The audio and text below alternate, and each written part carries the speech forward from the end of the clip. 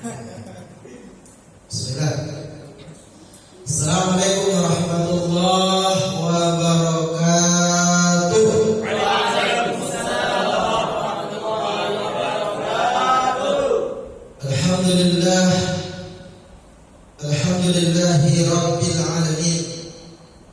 Wassalatu wassalamu ala asyrafil anbiya'i wal mursalin wa ala alihi wa sahbihi ajma'in, amma ba'd. Qala Allah ta'ala fi kitabil karim, fa innahu asdaqul qailin. A'udzu billahi minasy syaithanir rajim. Bismillahirrahmanirrahim. Ya ayyuhalladzina amanu kutiba 'alaikumus shiyam kama kutiba 'alal ladzina min qablikum la'allakum tattaqun. Wa qala an-nabiy sallallahu alaihi wasallam fi kitabil hadits, man shama ramadan imanan wa ihtisaban ghufira lahu ma taqaddama min dhanbi. Shadaqallahul 'azim wa shadaqa rasuluhun nabiyul karim. Walhamdulillahi rabbil alamin. Ma'asyiral muslimin, jamaah salat tarawih Masjid Al-Yamin, pesantren Ummul Quran. Insyaallah kita semua sama-sama dimuliakan oleh Allah. Amin. Pada kesempatan malam hari ini, tanpa terasa bagi kita sudah berada di malam yang ke-5.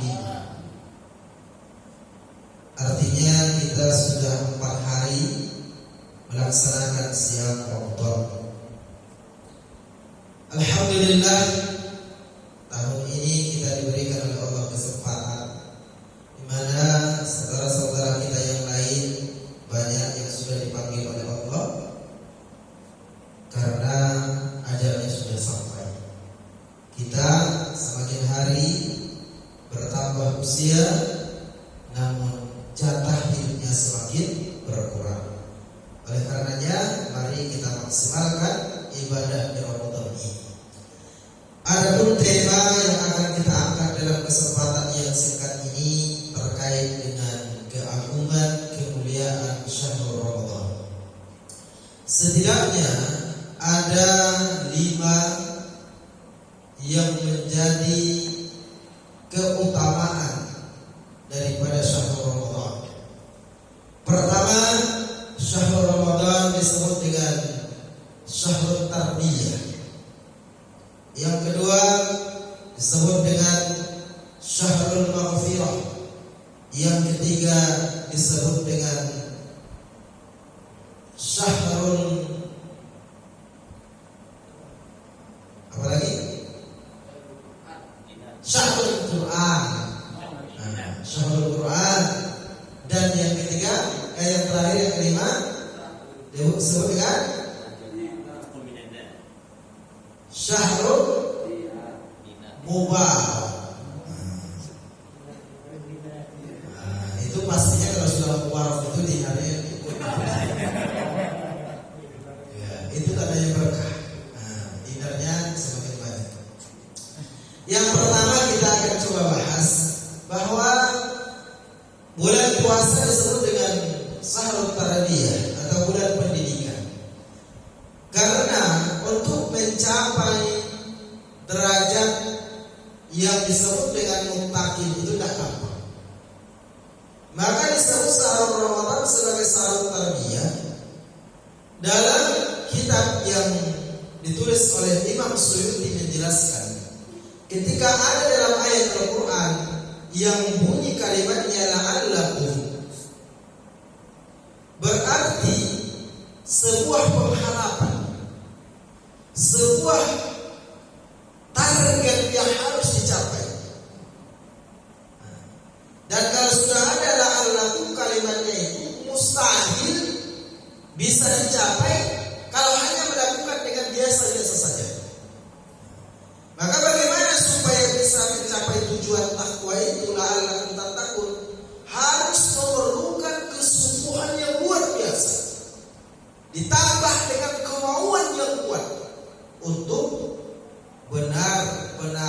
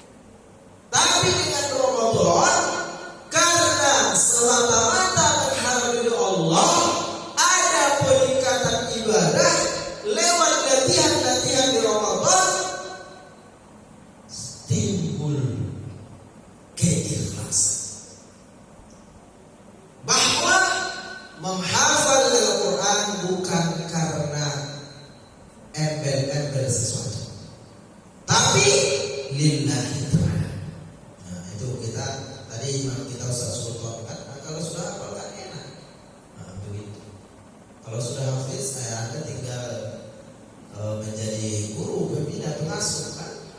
Masya Allah. Jadi kalau orang yang sudah hafiz itu seperti mutiara, mau dilemparkan dimanapun dicari orang, itu lumpur pun dicari orang. Tapi perjuangannya itu sungguh-sungguh, tidak bisa leha-leha, keke-keke, tidak dapat itu. Harus dibuktikan dengan kemauan yang kuat dan kesungguhan. Itulah yang dikatakan la'allakum tattaqun. Kalau ingin menjadi orang yang bertakwa, maka setidaknya ada beberapa hal yang harus dia perhatikan. Di bulan-bulan sebelumnya boleh jadi di antara kita melaksanakan sholat itu suka terburu-buru. Baru yang pertama teringat bubur kacang hijau. Teringat tadi pesan belum jadi di send. Teringatlah. Ini biasanya kan setan itu satu rokaat biasanya masih konsep. Rokaat ketiga muncul segala macam. Tuh ya. Nah, tapi karena Ramadan kita tahu bahwa kita sedang berkomunikasi dengan Allah, maka kita harus sungguh-sungguh kemauan kuat bahwa kita sedang dilihat oleh Allah. Itulah yang sudah Isa ta'budu ka'annahu tarahu fa in lam takun tarahu fa innahu yaraka. Allah menyaksikan kita dan macam-macam. Nah, dan bagaimana supaya salat itu khusyuk?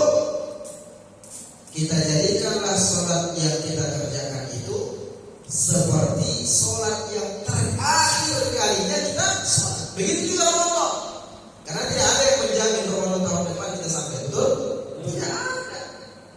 Salat yang kita lakukan supaya betul-betul khusyuk. Ya Allah, jangan-jangan ini salat yang terakhir saya. Maka segala embel-embel dunia sejatinya ketika Anda sudah takbir Allahu Akbar, semua yang ada di dunia yang kecil, yang besar hanya Allah. Dan itu adalah tanda bahwa Anda sudah menyerahkan seluruh dunia ini semata-mata Allah yang Maha Kuasa. Itu sejatinya makna ketika kita takbir. Maka apapun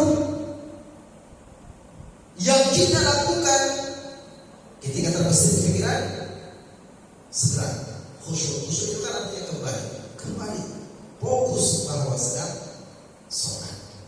Nah, ini yang pertama. Maka yang tadinya kalau ingin ada peningkatan kualitas ibadah untuk sebagai bukti kesungguhan kita di Ramadan ini, yang tadinya kurang khusyuk semakin khusyuk Ramadan. Yang tadinya sholat rawatibnya baik ba'diyah ataupun qobliyahnya barangkali hadis sholat dua langsung pergi, setelah Ramadan dilaksanakan. Kemudian setelah rawatibnya, sunnah duhanya, syukur-syukur juga bisa ditambah dengan sholat tahajud. Minimal seminimal mungkin sholat qiyamul lail seperti ini. Nah, ini kan di awal waktu ini, di awal malam namanya. Sholat yang paling abdul itu kan kata Nabi sepertiga malam, itu namanya sholat tahajud. Karena di saat manusia sedang terlelap dalam tidurnya, kemudian Anda bangun menghadapi tantangan ngantuk yang besar. Tapi karena ingin dekat bersujud kepada Allah, itu semua bisa dihadapi. Nah, maka tadi dilengkapi dengan sunnah-sunnah yang baik. Kemudian yang kedua, Syahrul Ramadan disebut dengan Syahrul Maghfirah.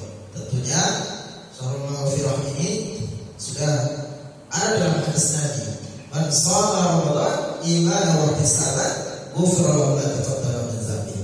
Nah, selalu disandingkan ya, ketika melakukan ibadah itu tentu harus iman dan ridho. Nah, maka dalam surah Al-Baqarah, wa ma umiru illa liya'budullaha mukhlisina lahu ad-din hunafa wa yuqimus salata wa yutuz zakata wa dzalika dinul qayyim. Mukhlisina lahu ad-din, yaitu dengan ikhlas kepada agama Allah. Nah, itu katanya kita ridho. Maka supaya Ramadan ini mampu menghapus dosa-dosa kita yang lalu, tentu harus wahtisaban, mengharap ridho dari Allah Subhanahu wa taala. Karena itulah yang bisa menggugurkan atau menghapus dosa-dosa yang dilakukan selama setahun silam. Selanjutnya, syahrul Ramadan juga disebut dengan syahrul Quran. Ini syahrul Quran ini tentunya ada di ayat yang tadi dibacakan oleh imam kita. Syahrul Ramadan alladzi unzila fihi al-Quran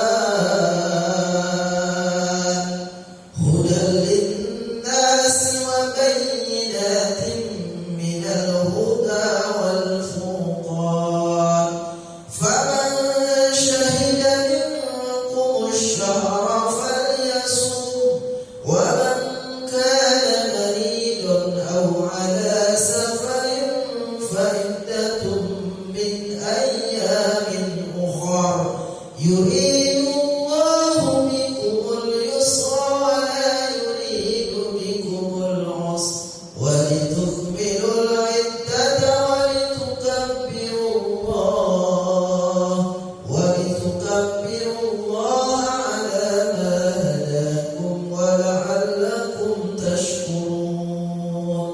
Syahrul Ramadan, bulan Ramadan yang mana Allah turunkan Al-Quran. Hudan linnas, supaya apa? Jadi petunjuk bagi manusia. Wa bayyinatin minal huda wal furqan, dan menjadi pembeda antara yang hak dengan yang batil. Nah, hari ini sudahkah kita menjadikan Al-Quran sebagai rule model bagi kita dalam setiap sendi kehidupan? Apakah ketika kita menghadapi masalah, sudahkah kita mendekat dengan Allah? Sejatinya ketika kita punya masalah, itu tandanya Allah sayang sama kita. Allah ingin kita supaya meringis mengadu kepada Allah. Dalam surah Al-Baqarah Allah ingatkan, wasta'inu bis-sabri was-salah wa innaha lakabiratun illa 'alal khashiyin. Jadikanlah sabar dan salat itu sebagai penolong. Di dalam salat itu apa yang kita baca? Ya, Al-Quran, ayat Al-Quran. Di dalam salat itu ada ayat Al-Quran, ada doa. Nah, ini dalam salat itu sudah terdapat, baca Al-Qurannya ada, doanya ada. Nah, maka disebut juga dengan salat itu adalah zikir. Inna salata zikri. Salat itu untuk mengingat. Nah, di bulan Ramadan ini Allah turunkan Al-Quran, yang mana Al-Quran ini adalah mukjizat yang sampai hari ini masih ada di bumi. Kalau mukjizat Nabi Musa, tongkatnya bisa berubah menjadi ular. Itu masih ada. Walaupun banyak tiruan-tiruan tongkat, itu tapi tidak bisa seperti tongkat Nabi Musa. Yang ada untuk mencari kepentingan, itu tentu tidak benar. Terus kitab-kitab terdahulu, Taurat, Zabur, Injil, tentu sudah disempurnakan dengan Al-Quran. Maka Al-Quran yang sekarang ada di tangan kita ini jangan sampai kita tinggalkan. Maka melalui momentum Ramadan ini, tingkatkan komunikasi dengan Al-Quran.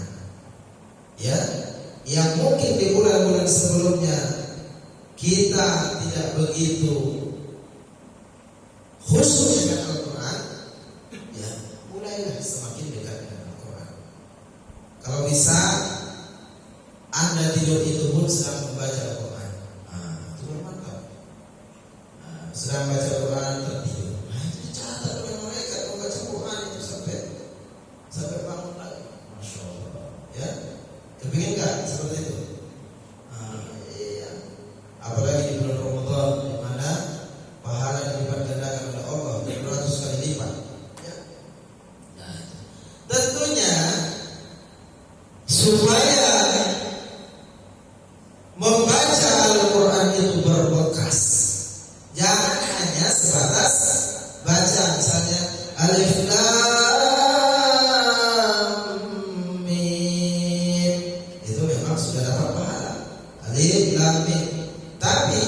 bagi kita yang menghafal ini supaya Al-Quran itu dapat zautnya.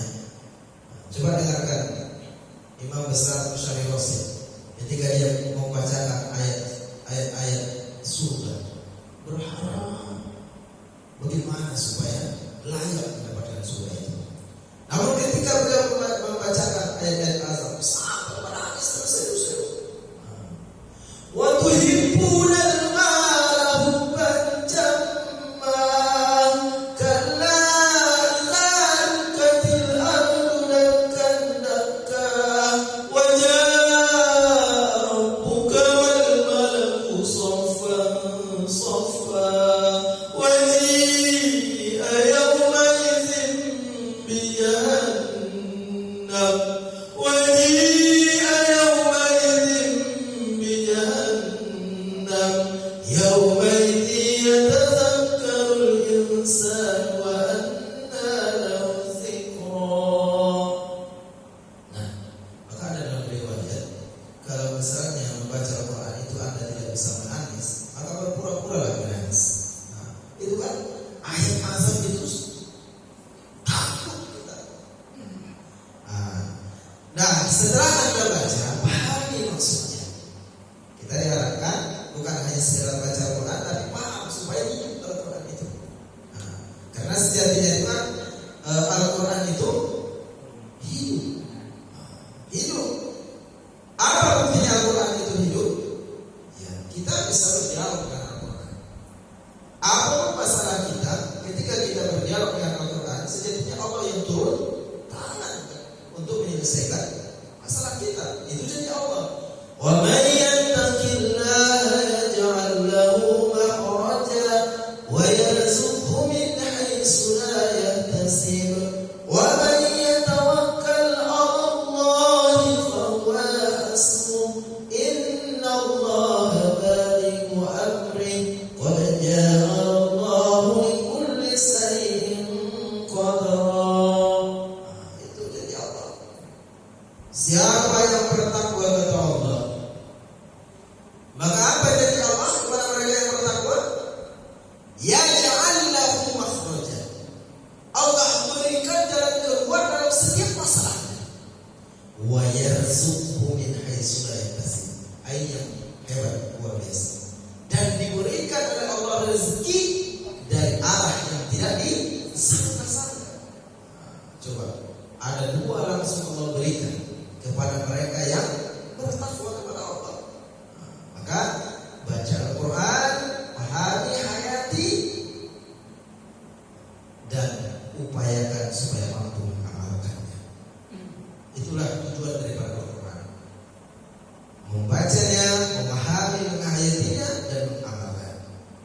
Nah, bagi saudara-saudara santri yang ketika membaca Al-Quran belum ada rasa, belum ada zauk, belum ada hatinya tidak pernah menangis membaca Al-Quran, minta kepada Allah. Boleh jadi hati saudara itu bermasalah, ya. Sedangkan berpura-pura menangis pun tidak bisa, itu berarti bermasalah. Maka minta kepada Allah supaya hatinya menjadi lembut. Karena hati yang lembut itulah yang mudah untuk meneteskan air mata. Ya, nah itu ciri-ciri orang yang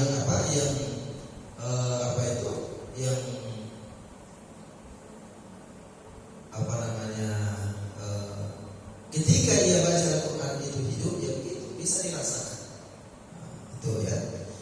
Kemudian berikutnya Syahrul Quran disebut juga dengan Syahrul Mubarak. Sebagaimana Allah jelaskan dalam surah Al-Qadar. Asbabun nuzul dari surah Al-Qadar ini tadinya Nabi merenung bahwa umat Nabi Muhammad ini usianya singkat, antara 60 mengganti sittin wa sab'in. Usia umat Nabi Muhammad itu antara 60 ke 70. melihat umatnya Nabi Nuh yang usianya hampir 1000 tahun. Wah, ini umat saya ini bagaimana ibadahnya ini? Bisa menandingi umat-umat sebelum umat-umat terdahulu. Maka tentunya Allah Maha tahu apa yang ada di dalam hati dan kita. Maka diturunlah surah Al-Qadar. A'udzu billahi minasy syaithanir rajim. Bismillahirrahmanirrahim. Inna anzalnahu fi lailatul qadr wa ma adraka ma lailatul qadr. Lailatul qadri khairun min alfi syahr. Tanazzalul malaikatu war-ruhu fiha bi'izni rabbihim min kulli amr. Salamun hiya hatta matla'il fajr. Inna anzalnahu fi lailatul qadr. Sungguh kami turunkan pada malam Lailatul Qadar Al-Quran. Wa ma adraka ma Lailatul Qadar. Tahukah kalian apa Lailatul Qadar? Lailatul Qadri khairun min alfi syahr. Malam Lailatul Qadar itu lebih baik, lebih utama, lebih tinggi nilainya min alfi syahr, dari 1000 bulan. Tanazzalul malaikatu war-ruh, di mana Allah turunkan malaikat-malaikatnya mengatur seluruh urusan. Tanazzalul malaikatu war-ruh fiha bi'izni rabbihim min kulli amr. Salamun hiya hatta matla'il fajr. Dan keselamatan dari fajar. Maka hadirin jemaah salat tarawih rahimakumullah, kita harus berfastabiqul khairat, berlomba-lomba untuk menjadikan amalan-amalan ibadah kita di Ramadan ini. Syahrul Quran, syahrul mubarak, yang mana di dalam bulan Ramadan ada satu malam yang namanya Lailatul Qadar. Ketika kita beribadah di malam ini, itu bisa melebihi pahala ibadah orang yang punya usia 1000 tahun. Coba bayangkan. Alhamdulillah, insyaallah. Inilah tandanya Allah sayang kepada kita umat Muhammad. Kira-kira adil tak Allah itu? Adil. Oh, nggak adil. Allah yang Ustaz, kenapa umat dahulu kan usianya panjang-panjang, kita masih kan usianya, gimana kita bisa menandingi? Nah, itu yang Ramadan Lailatul Qadar.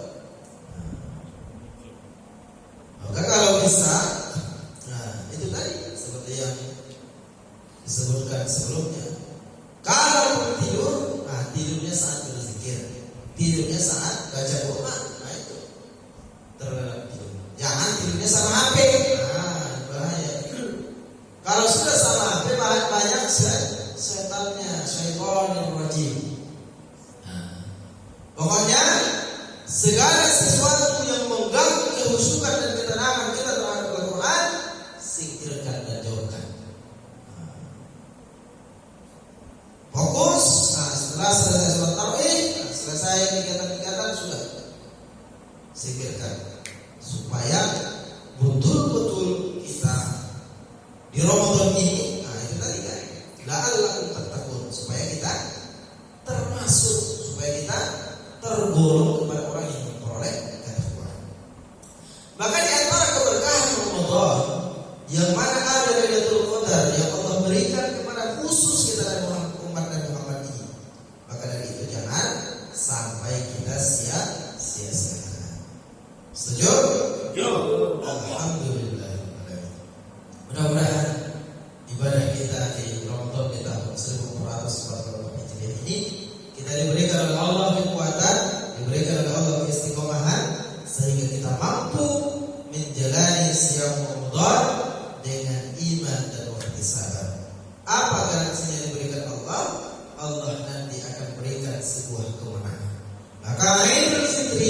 disebut dengan hari kemenangan. Kenapa? Karena orang-orang yang berhasil menjalani Ramadan dan mengisi Ramadan rangkaian-rangkaiannya dengan amal-amal soleh, inilah yang akan memperoleh kemenangan di hari yang fitri. Itu saja tausiah singkat pada kesempatan malam hari ini. Mudah-mudahan bisa diambil manfaatnya. Nasallallahu alaihi wa sallam. Wassalamualaikum